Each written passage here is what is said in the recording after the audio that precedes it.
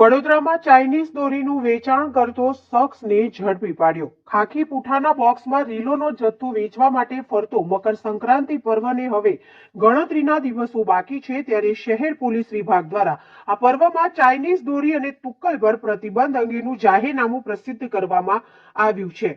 જો કોઈ પણ વ્યક્તિ પ્રતિબંધિત ચાઇનીઝ દોરી વેચે તો જાહેરમાં ભંગ અંગે ગુનો દાખલ કરવામાં આવે છે। ત્યારે શહેરમાં માંજલપુર વિસ્તારમાંથી ચાઇનીઝ દોરીનું વેચાણ કરતા એક શખ્સને શહેર પીસીબી દ્વારા ઝડપી કાર્યવાહી હાથ ધરવામાં આવી છે।